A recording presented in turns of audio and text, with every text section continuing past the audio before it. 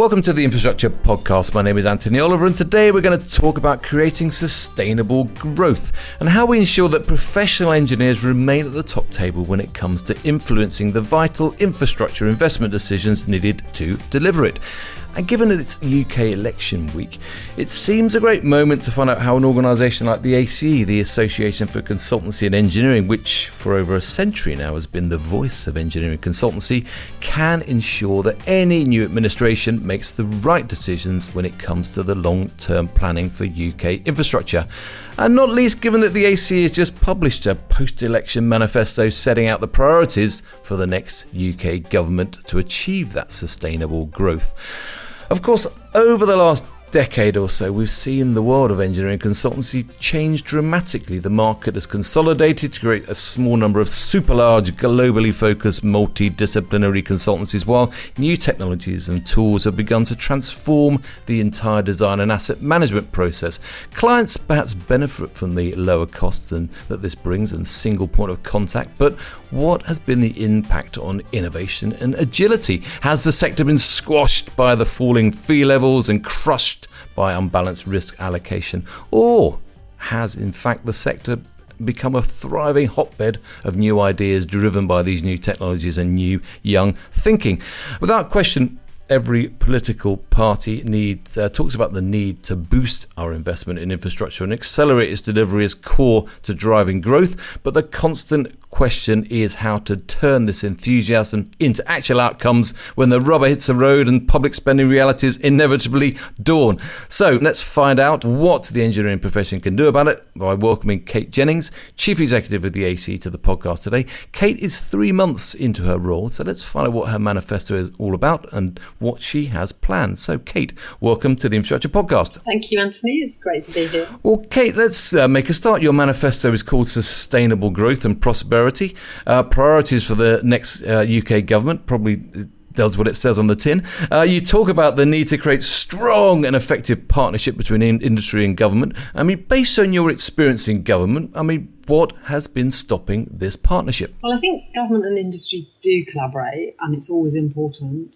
But it's, as a trade association, we're here to support that. We're here to be the voice of our members, to prioritise their interests and advocate on their behalf.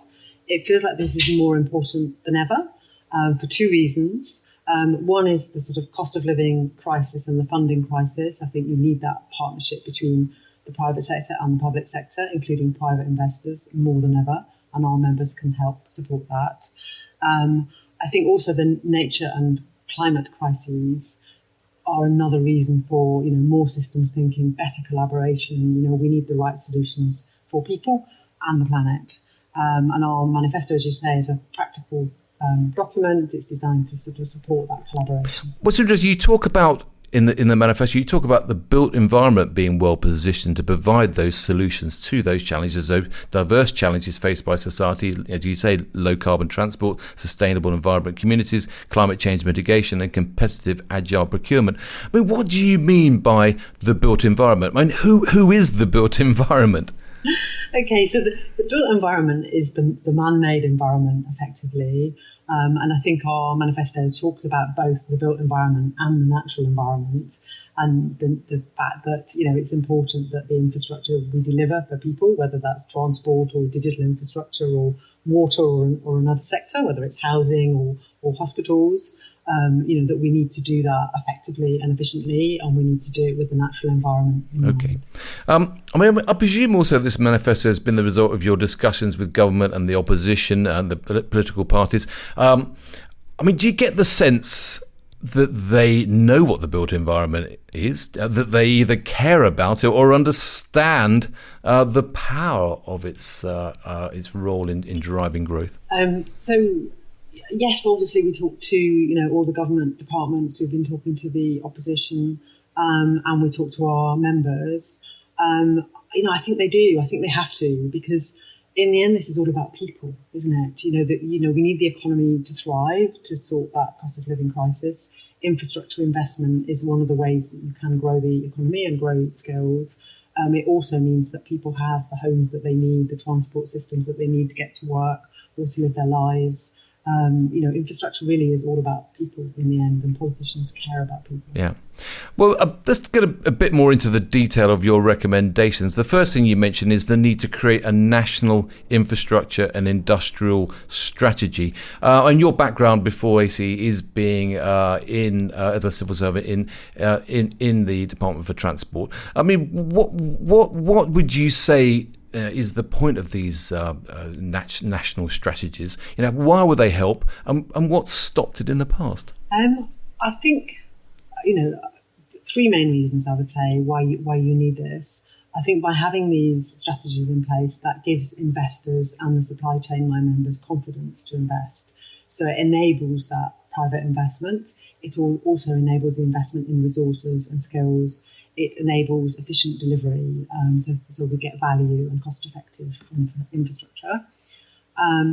I think it also, if you don't have a cross-cutting strategy, if you don't have a single plan, then effectively you're working in silos. And that is not necessarily the best way to do it, both in terms of money and in terms of climate and nature.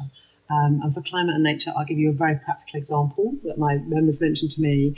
Maybe you need to build a railway siding, and you could just build that siding, but perhaps there's a reservoir, and maybe you could build one siding that works for the reservoir and works for the railway. And that's just a really sort of tangible example to me of where, having a single strategy, having a joined up plan can be better for nature and the planet. Yeah. There are lots more examples, but that's quite practical. Yeah. But you talk about, in the manifesto, you talk about the need to unify government initiatives across departments in the way you've just explained there. But it's never going to happen, is it? I mean, let's face it, the silos are very well established within government. It's going to be a tough ask to get that kind of joined up thinking. I agree. Just because it's hard doesn't mean to say you shouldn't do it. And I feel like I'm not the only person, talking about this. If you do this effectively, and I think you hear the politicians talking about this too, it should mean that we make faster decisions. Planning decisions, infrastructure decisions, they all take too long. And slow decisions cost more money. I mean, you don't get the benefits. So joining up means better decision making. It means better for climate and nature and better for people. So we should keep trying. Well, building on that, your second ask is the creation of a new department for infrastructure. I mean, bear in mind what we just said. How do you see that in practical terms, breaking down those silos between the folk who are trying to manage the water supplies and the folks who are trying to manage the railways and the roads, etc.? Well, I think the building blocks are there. So I think if you build on things like the National Infrastructure Commission, the work that's done by the IPA on pipeline, I think in the chief secretary role in government, you have actually a single minister who is, in theory, responsible for infrastructure. So really, it's just making sure that system is as effective as it can be.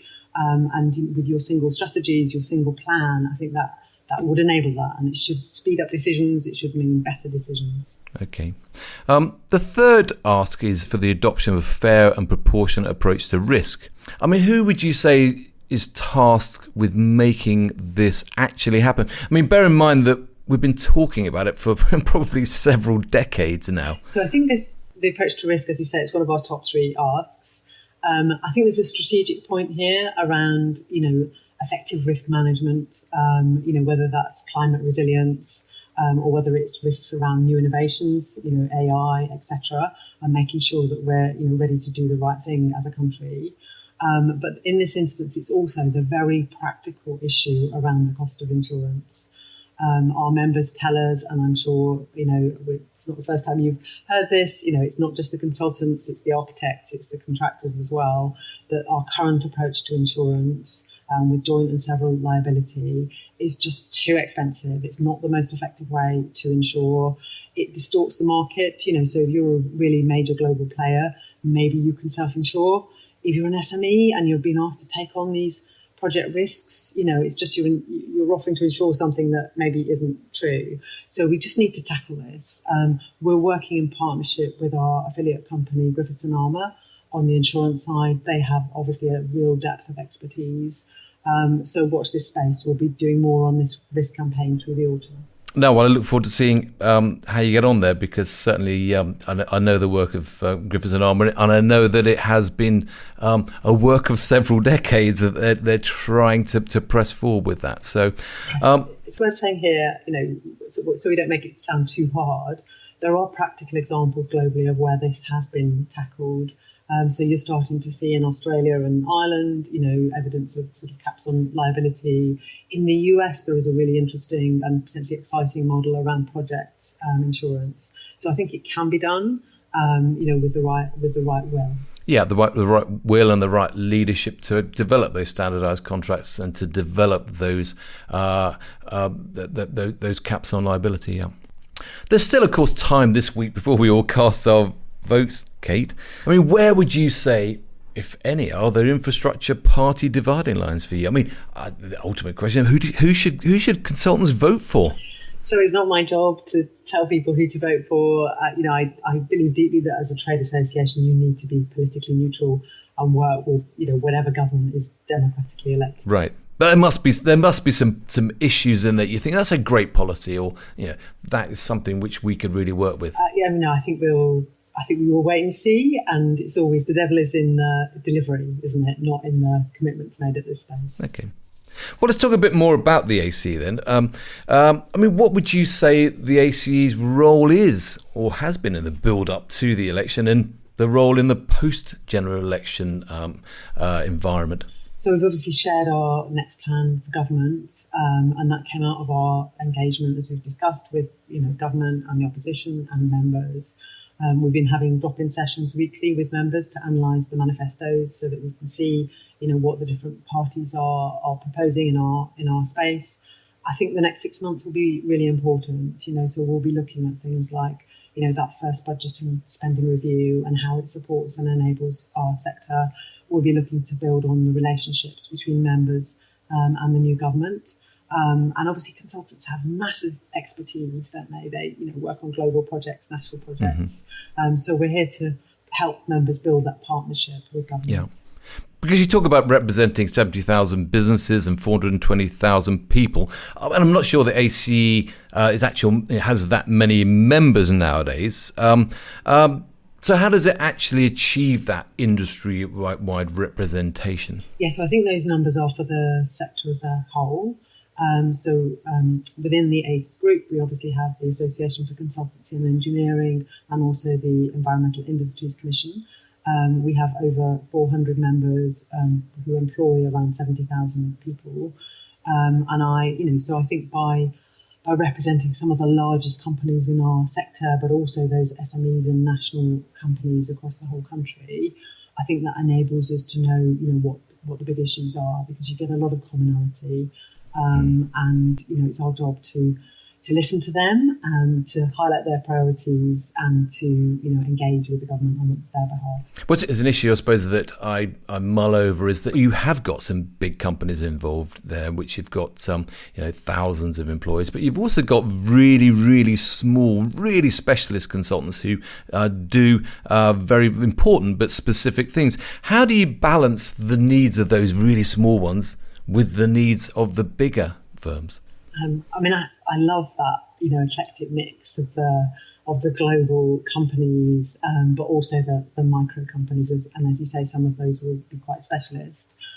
There are some things they absolutely agree on. Any company in the supply chain needs certainty. They need certainty for investment, whether that's, global international investment or whether that's just, them and their company in the middle of, the countryside somewhere.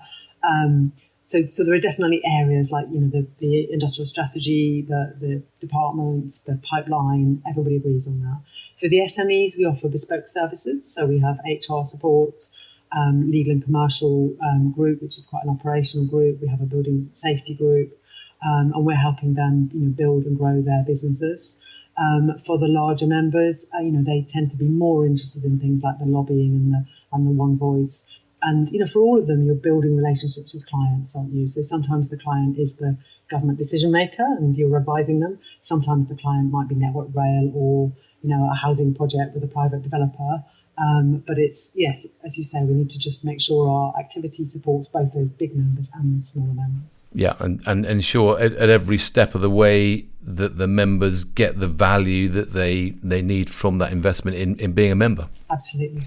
But of course, back in 1913, when the organisation was formed, it was created to represent individual consultants to, and try to, in many ways, to regulate this emerging wild west of engineering consultants. In which there was a line between selling new technological products and offering truly independent consultancy advice, and that was being blurred. It was in effect membership was their license to operate. I suppose more recently the organisation switched to represent companies rather than individuals, and of course 20 years ago or so you renamed yourself to widen the remit beyond consultancies. But I suppose what's the next shift on the horizon for the AC? What's your strategy for putting the AC back at the centre of the profession, becoming once again the industry's licence to operate? So I'm not sure I can comment on 1913, although it's great to have that sort of long history. I think we need to be very, very clear what our purpose is. We are here to represent our members. Everything we do should be, members first. I think we basically do three things. We seek to raise the profile and the influence of our membership. We advocate with decision makers on their behalf. We do knowledge sharing, and that knowledge sharing can be highlighting the excellence in the sector, that best practice. It can also be those services for SME members, making sure that we're supporting their businesses wherever they are in the country. And then the third thing we do is business development. And I think it's really important that our meetings and our activity helps build relationships with clients, whether they're public sector clients or private sector clients. And we do that. We regularly have client engagement sessions. We're doing our business planning at the moment, as you'd expect. So we'll be promoting our activities through the autumn and our event programme for next year soon, as well as doing that political manifesto sort of activity. Right, yeah. I imagine it's quite a competitive field there. You have to be able to compete with those smaller interest groups, but also the wider industry representative bodies such as the CBI. How do you do that? It's a good question. I think we're the only trade association that represents the consultants, so we do have that sort of USP. And in the EIC, we have a very specialist knowledge of the environmental supply chain that makes us quite uniquely placed. If you take an organisation like CBI, for example, they're across the whole of business and the whole of the economy, which is different. So they're never going to represent our members as well as we do. But you're right, we need to remain competitive. And it's one of the things with the team that I often talk about. It's like, well, what's the difference? What's our strength, versus someone else's strength? And I'm also a great believer in working in partnerships. You can't do everything on your own. So if someone else has that, I'll give you an example, we don't have that depth of expertise on things like green finance. I'm very happy to work in partnership with people like the Green Finance Initiative who are doing fantastic work. If it's insurance, why not work with Griffiths and Armour who've got that knowledge, because we can do more together. Yeah. Just as an aside, I mentioned the change of name to the Association for Consultancy and Engineering. Is there any thoughts of maybe returning, to be really focused on, the Association for Consulting Engineers? Is that ever come up, or would it ever come up? So I think engineers remain, a fundamental part of our association. The engineering profession is what we support and celebrate. But they're no longer the only profession, within our membership. We've got project managers, environmental specialists, cost consultants. There's a whole diversity of expertise within the consultancy sort of family. So I think we need to make sure that we're celebrating all of that, the full breadth of consultancy. So no change on the horizon yet there. Kate, let's talk a bit about you. The bulk of your career to date, as I mentioned, has been a civil servant, most recently with the Department for Transport, but also at Cabinet Office and the Foreign and Commonwealth Office. Perhaps we'll talk a bit more about those roles in a moment. But you moved to AC in March after a year as Policy Director at Logistics UK, and before that as Policy Director with the Railway Industry Association. Having moved from government to industry, so I suppose seen things from both sides, what do you say is the real point of organisations such as the AC, the RIA, Logistics UK? Why do they exist? So I think the main thing is being that single voice to government. Having been a government official, you time is limited, isn't it? And if everybody in your sector has a different voice, a different point of view, it's very difficult to manage that. So I think there's a really important role for trade associations in being that voice for their industry and representing their interests effectively. And what lessons do you take from your time at Logistics UK and the RIA in terms of making ACE's work more impactful? So I had a couple of examples. So when I was at RIA, it was during coronavirus, and it made that need to represent our members' interests, very acute. We had weekly meetings with the rail minister at the time. We were working very closely with the arm's length bodies, agreeing practical plans like, what are the rules around, working, making sure that rail workers were key workers, making sure that work got done, even though, we were in that crisis mode. At Logistics UK, I would highlight one example.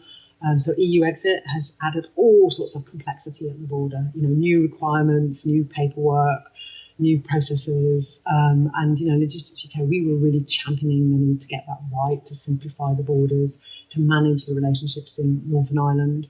I think what that has taught me is the importance of clarity of purpose and also the importance of relationships and stakeholders, and because some of these are messy problems and you don't fix them just with a slogan. You actually have to get down and talk to people and sort things. Yeah, well, I imagine that was the case when you were at DFT, where you worked on road policy, rail policy, aviation policy over the last decade or so.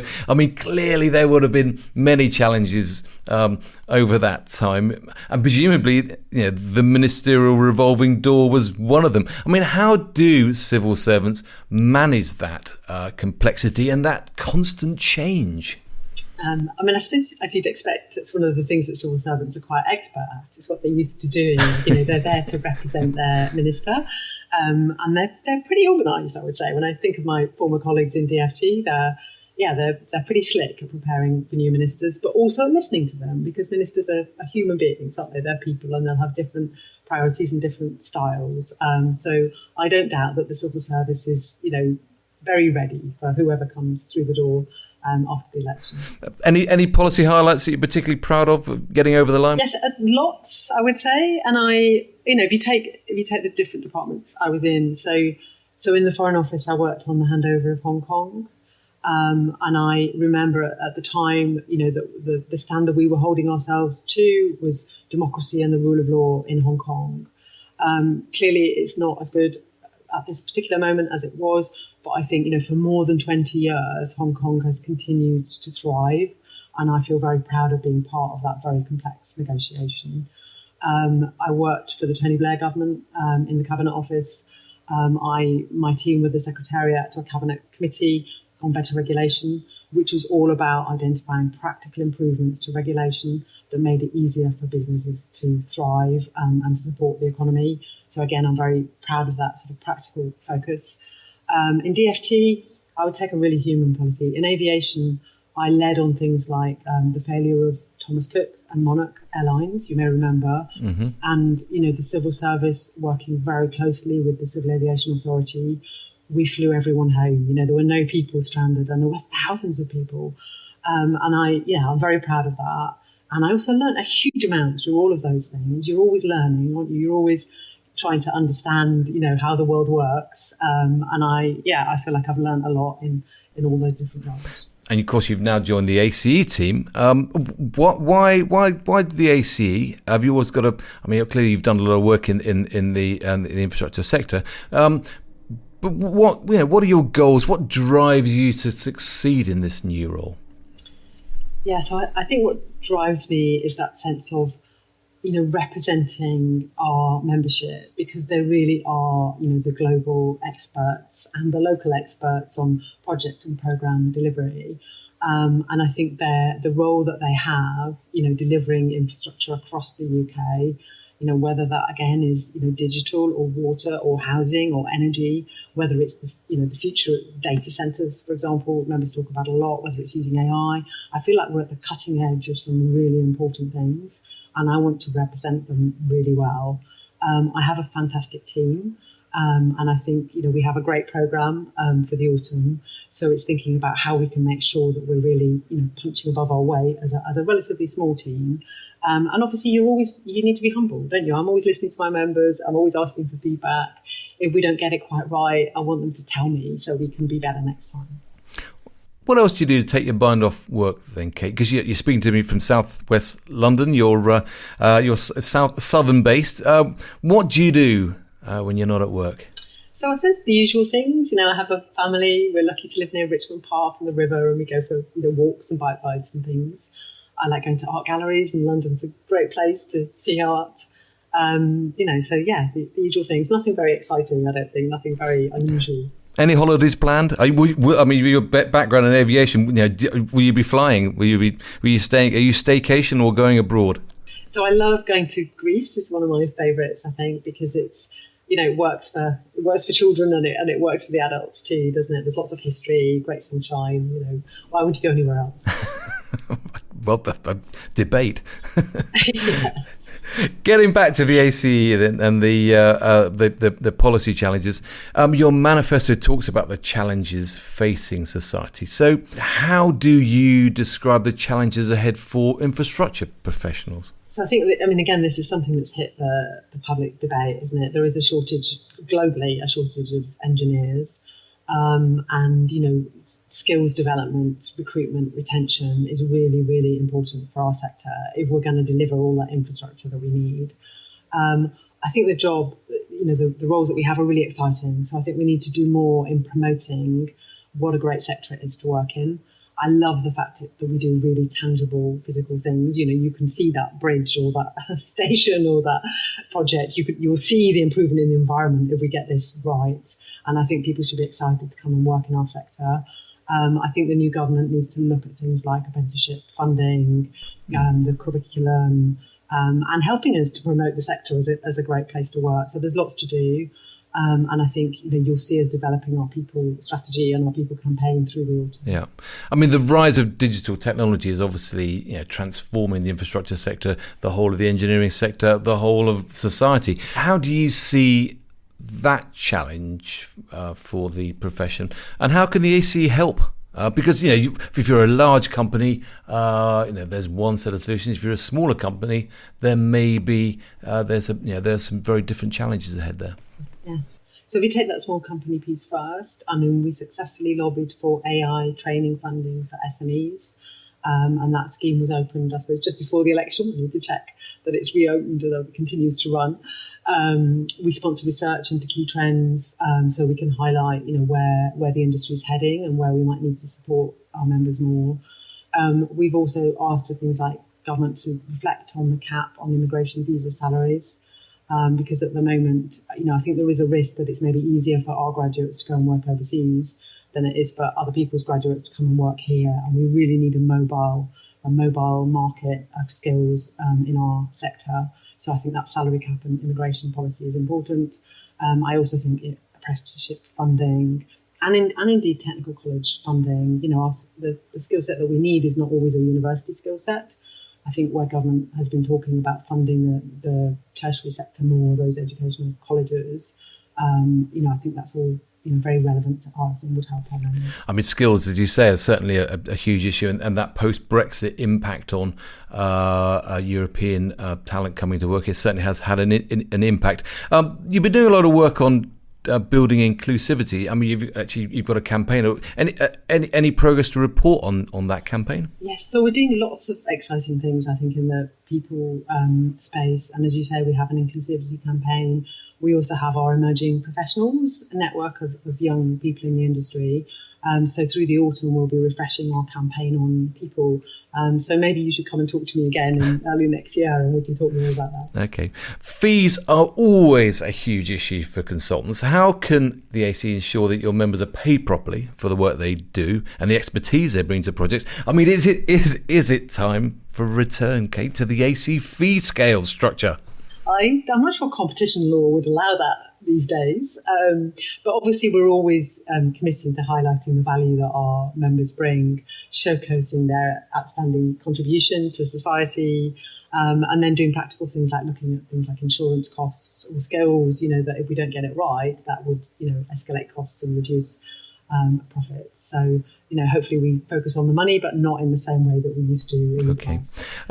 You mentioned it in your manifesto, but getting, I suppose, at the heart of this whole discussion around fees is this issue of getting the structure of engagement with clients right when it comes to risk sharing. It's still a business critical issue for too many consultants. How can you help? Is it simply expanding the work you're doing with Griffiths and Armour, or have you got other plans up your sleeve? Perhaps it's time for standardised contracts. I don't know. Yes, that's a great question. So we have our ACE contracts, and we would, always advocate that members use those, and even if they're not using those, it's a great place to start for some standard clauses they might want to ask their clients to put in their contracts. We're currently refreshing our contracts as part of the risk project. We will also be lobbying government to review the construction playbook and make sure it makes appropriate references to ACE contracts as well as standard contracts generally, and that we're getting that risk and finance insurance piece right as well. Okay. Well, just to wrap up, it is, as I say, general election week, so it's always a great moment for change. What are your recommendations for change then? Perhaps for the industry, for the ACE, for the whole government and its approach to infrastructure. Any kind of highlights? I think the key thing is nurturing and growing that positive relationship between government, the new government when they're in place, and the industry, because I think together we can do great things. Okay. I'm going back to the initial topic of the future for engineering consultancy. What's next? What has to happen to enable this vast army of professional engineers to move the dial on UK growth? Well, just sum up your manifesto then. What do you need from a new administration? Okay, so first I'll remind you of what we do for our members. We will continue to focus on those three pillars. So profile and influence, knowledge sharing, and business development. And in terms of that partnership with government, our top priorities are the new department for infrastructure to enable faster decision making, an updated national infrastructure and industrial strategy to make sure we're making the right decisions in the most cost-effective way, and then a fair and proportionate approach. Okay. Kate, thanks very much. 3 months in, no regrets about the move yet then? Absolutely no regrets. It's fun.